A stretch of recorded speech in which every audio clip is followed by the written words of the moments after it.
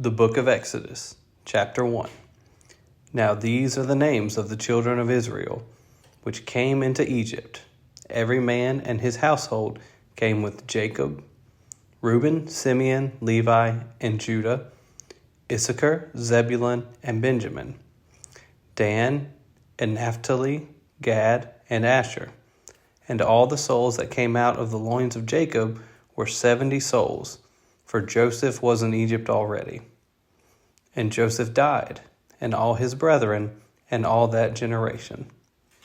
And the children of Israel were fruitful, and increased abundantly, and multiplied, and waxed exceeding mighty, and the land was filled with them. Now there arose up a new king over Egypt, which knew not Joseph. And he said unto his people, Behold, the people of the children of Israel are more and mightier than we. Come on, let us deal wisely with them, lest they multiply. And it come to pass, that, when there falleth out any war, they join also unto our enemies, and fight against us, and so get them up out of the land. Therefore they did set over them taskmasters, to afflict them with their burdens. And they built for Pharaoh treasure cities, Pithom and Ramses. But the more they afflicted them, the more they multiplied and grew. And they were grieved because of the children of Israel. And the Egyptians made the children of Israel to serve with rigor. And they made their lives bitter with hard bondage, in mortar and in brick, and in all manner of service in the field. All their service, wherein they made them serve, was with rigor. And the king of Egypt spake to the Hebrew midwives, of which the name of the one was Shiphrah, and the name of the other Puah. And he said, When ye do the office of a midwife to the Hebrew women, and see them upon the stools, if it be a son, then ye shall kill him, but if it be a daughter, then she shall live. But the midwives feared God, and did not as the king of Egypt commanded them, but saved the men children alive. And the king of Egypt called for the midwives, and said unto them, Why have ye done this thing, and have saved the men children alive? And the midwives said unto Pharaoh, Because the Hebrew women are not as the Egyptian women, for they are lively, and are delivered ere the midwives come in unto them. Therefore God dealt well with the midwives, and the people multiplied, and waxed very mighty. And it came to pass, because the midwives feared God, that he made them houses. And Pharaoh charged all his people, saying, Every son that is born ye shall cast into the river, and every daughter ye shall save alive. Chapter 2. And there went a man of the house of Levi, and took to wife a daughter of Levi. And the woman conceived and bare a son. And when she saw him, that he was a goodly child, she hid him 3 months. And when she could not longer hide him, she took for him an ark of bulrushes, and daubed it with slime and with pitch, and put the child therein. And she laid it in the flags by the river's brink. And his sister stood afar off, to wit what would be done to him. And the daughter of Pharaoh came down to wash herself at the river, and her maidens walked along by the river's side. And when she saw the ark among the flags, she sent her maid to fetch it. And when she had opened it, she saw the child, and behold, the babe wept.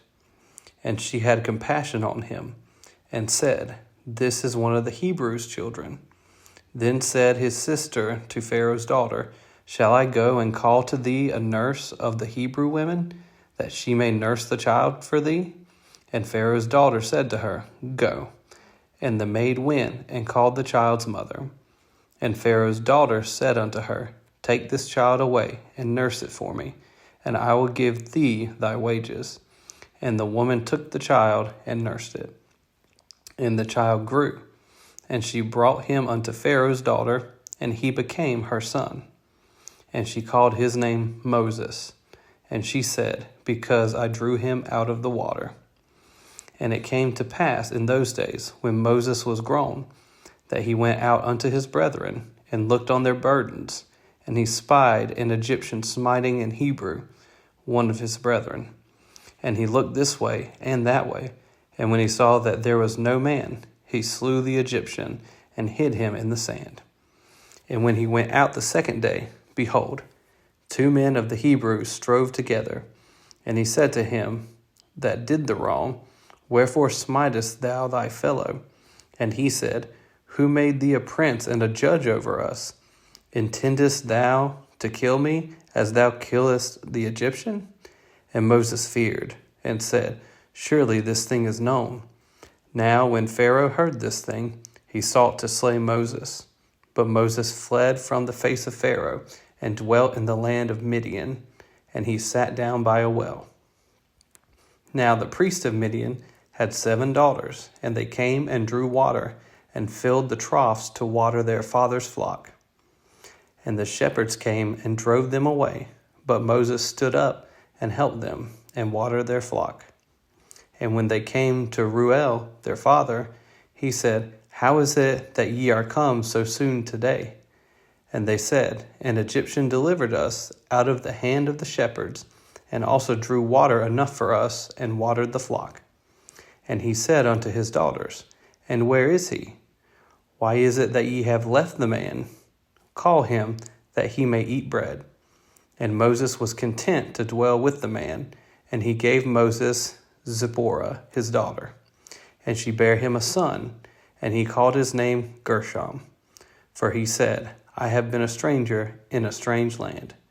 And it came to pass, in process of time, that the king of Egypt died, and the children of Israel sighed by reason of the bondage, and they cried, and their cry came up unto God by reason of the bondage. And God heard their groaning, and God remembered his covenant with Abraham, with Isaac, and with Jacob. And God looked upon the children of Israel, and God had respect unto them. Chapter 3. Now Moses kept the flock of Jethro, his father-in-law, the priest of Midian, and he led the flock to the backside of the desert, and came to the mountain of God, even to Horeb. And the angel of the Lord appeared unto him in a flame of fire out of the midst of a bush. And he looked, and behold, the bush burned with fire, and the bush was not consumed.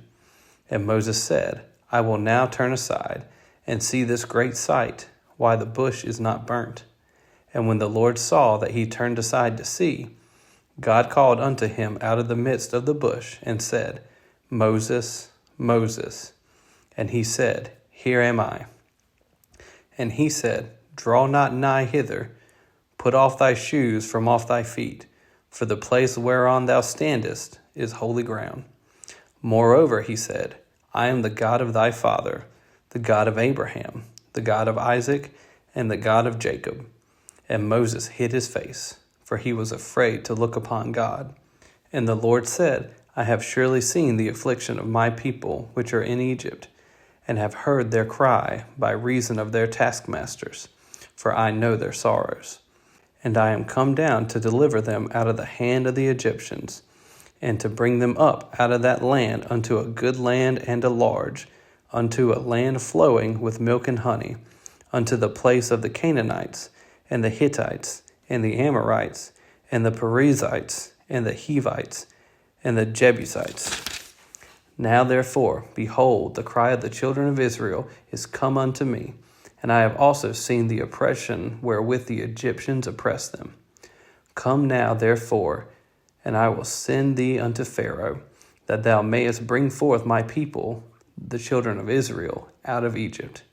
And Moses said unto God, Who am I, that I should go unto Pharaoh, and that I should bring forth the children of Israel out of Egypt? And he said, Certainly I will be with thee, and this shall be a token unto thee, that I have sent thee. When thou hast brought forth the people out of Egypt, ye shall serve God upon this mountain. And Moses said unto God, Behold, when I come unto the children of Israel, and shall say unto them, The God of your fathers hath sent me unto you, and they shall say to me, What is his name? What shall I say unto them? And God said unto Moses, I am that I am. And he said, Thus shalt thou say unto the children of Israel, I am hath sent me unto you. And God said, moreover, unto Moses, Thus shalt thou say unto the children of Israel, The Lord God of your fathers, the God of Abraham, the God of Isaac, and the God of Jacob, hath sent me unto you. This is my name forever, and this is my memorial unto all generations. Go and gather the elders of Israel together, and say unto them, The Lord God of your fathers, the God of Abraham, of Isaac, and of Jacob, appeared unto me, saying, I have surely visited you, and seen that which is done to you in Egypt.